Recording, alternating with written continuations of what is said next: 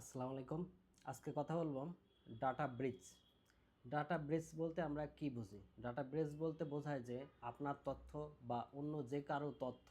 সেটা হতে পারে যে কোনো প্রকার সেন্সিটিভ তথ্য বা খুবই সাধারণ তথ্য, যে তথ্যই হোক না কেন, অন্য যে কোনো ব্যক্তি, যে ব্যক্তির আসলে আইন অনুযায়ী কোনো প্রকার কোনো অধিকার নেই ওই তথ্য দেখার,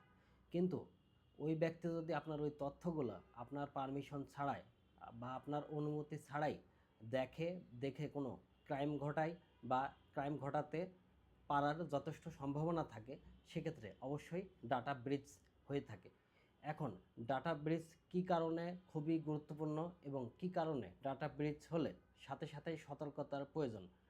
ডাটা ব্রিচ হলে, যদি আপনি একটা কোম্পানিতে চাকরি করেন, আপনার সকল তথ্য যদি অন্য কেউ দেখে ফেলে, যে ব্যক্তি আসলেই খুব ভয়ঙ্কর,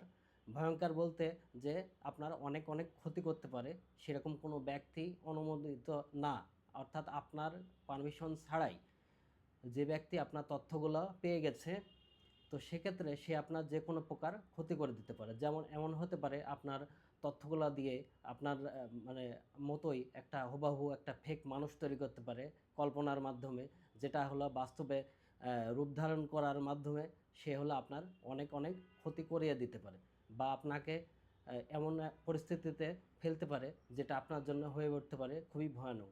এমনকি আপনার বিকাশ অ্যাকাউন্ট, আপনার নগদ অ্যাকাউন্ট, কিংবা আপনার যে ব্যাঙ্ক অ্যাকাউন্ট আছে, এই ব্যাঙ্ক অ্যাকাউন্টও আপনার হ্যাক করে নিতে পারে আপনার অনেক অনেক তথ্য সে জেনে যাওয়ার ফলে। যে তথ্যগুলো ছিল আপনার একান্তই ব্যক্তিগত তথ্য, সেই তথ্যগুলাই সে পাওয়ার মাধ্যমেই আপনার অনেক বেশি ক্ষতি করে দিতে পারে। সেটা হতে পারে অর্থনৈতিক ক্ষতি, সেটা হতে পারে আপনার সামাজিকভাবে যে ক্ষতিটা হয়, অর্থাৎ মান সম্মানের যে ক্ষতি, সে ধরনের ক্ষতি, বা এছাড়া আরও অনেক অনেক দিক থেকে আপনাকে ক্ষতির সম্মুখীন করে তুলতে পারে। তো এই ডাটা ব্রিচ হলে সাধারণত কোম্পানিগুলো থেকেই পদক্ষেপ নিয়ে থাকে, তবে বাংলাদেশে এখনও সেই রকম ডাটা ব্রিচ বা হলো আপনার তথ্য যে হলো লঙ্ঘন বা তথ্যগুলা যে অন্য কেউ দেখছে এই অনুযায়ী সঠিক যে ড্রাফটিং করে রাখা, সেই ড্রাফটিং এখনও বাংলাদেশের কোম্পানিগুলা করে রাখেনি। তবে ওদের ভবিষ্যতে ডাটা প্রোটেকশন আইন আসার মাধ্যমেই বাংলাদেশের যে তথ্য নিরাপত্তা, এটা আইন অনুযায়ী অবশ্যই প্রত্যেকটা কোম্পানি এবং যারা কোনো মানুষের তথ্য রাখে সেরকম কোনো প্রতিষ্ঠান অবশ্যই ডাটা প্রোটেকশন আইন মেনে চলতে বাধ্য হবে, এবং প্রত্যেকটা নাগরিক, বাংলাদেশের প্রত্যেকটা নাগরিকের যে তথ্য আছে সেই তথ্যগুলো নিরাপদে রাখা প্রত্যেকটা প্রতিষ্ঠান এবং কোম্পানির অনিবার্য মানে কারণ হয়ে দাঁড়াবে শুধু ডাটা প্রোটেকশন আইন আসার ফলে। তো এই ডাটা প্রোটেকশন আইন আসার ফলে আমরা হলো তথ্যকে অধিক নিরাপত্তা করতে পারবো, এবং তথ্যগুলোর যাতে নিরাপত্তার মাধ্যমে ব্যক্তি পর্যায়ে প্রত্যেকটা মানুষ, নারী পুরুষ এবং হলো যে ব্যক্তি হলো খুবই হলো সমাজের চোখে হলো মানে ভালো মানুষ বা অন্য যে কোনোভাবে যে ব্যক্তির কোনো পদমর্যাদা আছে, প্রত্যেকটা মানুষ আইন অনুযায়ী সুরক্ষাটা আরও বেশি নিশ্চিত হবে। তো এই ডাটা ব্রিচ হলে আপনারা তাৎক্ষণিকভাবেই পদক্ষেপ নেওয়ার চেষ্টা করবেন।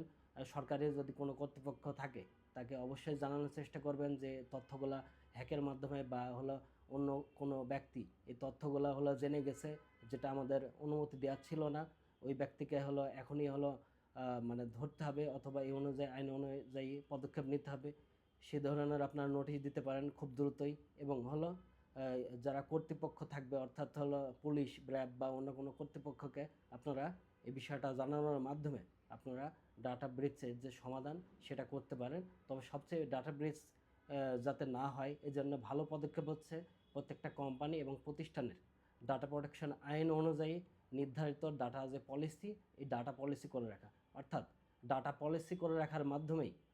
যে তথ্যের যে সুরক্ষা এটা হলো পরিপূর্ণভাবে নিশ্চিত করা যায়, এবং হলো তথ্যগুলো কোন প্রক্রিয়ায় কি হবে না হবে এটা এগুলাও ডাটা প্রোটেকশন আইনের মাধ্যমে এবং প্রাইভেসি পলিসি এই দুটার মাধ্যমে আসলে পুরোপুরি ডাটা সংরক্ষিত থাকবে, এবং ডাটার যে নিরাপত্তা এটাও নিশ্চিত হবে বলে আমি সম্পূর্ণ আশাবাদী। ধন্যবাদ সবাইকে। ভালো থাকবেন, সুস্থ থাকবেন, সুন্দর থাকবেন।